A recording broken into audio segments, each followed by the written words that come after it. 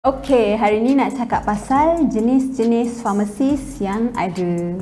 Mesti semua orang fikir farmasis tu farmasis kat hospital je ke, ataupun farmasis kat kedai je, ataupun orang tak tahu pun farmasis tu. Generally dalam jurusan farmasi tu, waktu kita belajar farmasi tu macam-macam kita belajar. So kita ada belajar macam clinical wise, dari segi penyakit, apa nak rawat, macam tu. Lepas tu kita ada belajar juga dari segi macam mana nak buat ubat, macam mana nak hasilkan ubat yang stable, macam mana nak buat tablet, macam mana nak buat krim, macam behind the scene sebelum jadinya ubat. Lepas tu kita juga ada belajar pasal herba, ada juga belajar pasal macam apa farmasis punya role kalau dalam misi-misi ke, misi-misi keselamatan, misi-misi kemanusiaan, apa yang kita boleh tolong. Okay, so first kali jenis farmasis yang paling common, paling popular yang rasanya semua orang tahu ialah farmasis yang bekerja di hospital. So kita ada outpatient pharmacist. So outpatient pharmacist tu yang bagi ubat dekat orang luar yang datang jumpa doktor sekejap je. So bila kerja kat hospital pun, dalam hospital ada banyak-banyak department. So bukan sahaja yang orang biasa kita jumpa dekat apa, farmasi klinik pakar, farmasi pesakit luar yang kita jumpa nak ambil ubat tu. Selain daripada yang jaga ubat untuk bagi kat pesakit luar, ada juga inpatient pharmacist. Itu pharmacist yang prepare ubat untuk pesakit-pesakit dalam ward. So dia prepare ubat masuk dalam trolley and nurse akan ambil dan distribute lah bagi dekat pesakit. Dia akan pusing ward and make sure macam tak ada kesalahan dari segi ubat, dos semua cukup, ubat dah bagi dan sebagainya lah. Lepas tu kita ada cytotoxic drug reconstitution, iaitu pharmacist yang prepare ubat-ubat untuk pesakit kanser. Kira ubat-ubat yang berbahaya lah kena prepare asing.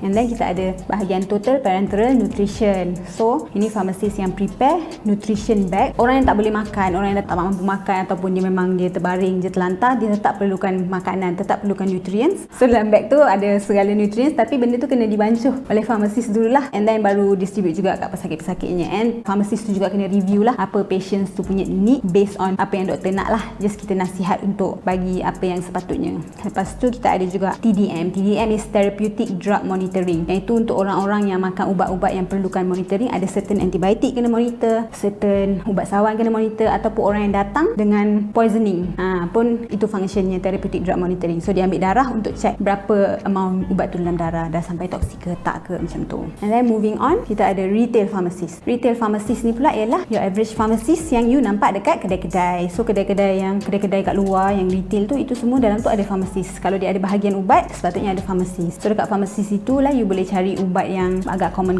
dan juga boleh dapatkan nasihat. Ada certain ubat macam antibiotik atau ubat darah tinggi apa semua pun boleh dapatkan juga, tapi kena bawa prescription daripada doktor.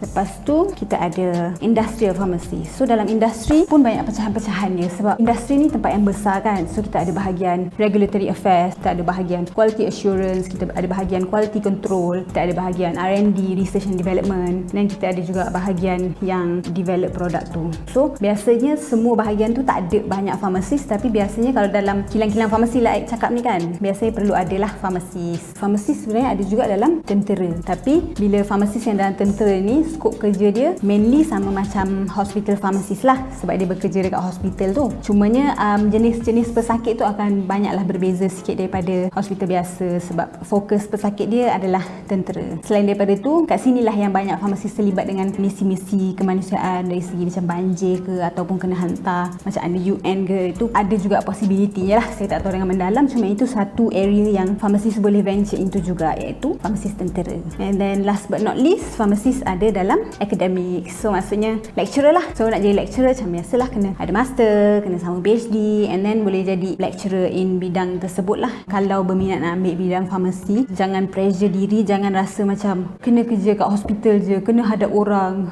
rasa terbeban nak bagi ubat yang betul yang salah, nak nasihat orang ni. Tak boleh, chill je, sebab ada banyak lagi bidang-bidang lain yang kita boleh venture into, ada banyak lagi benda kita boleh explore. So kalau minat, bolehlah ambil farmasi.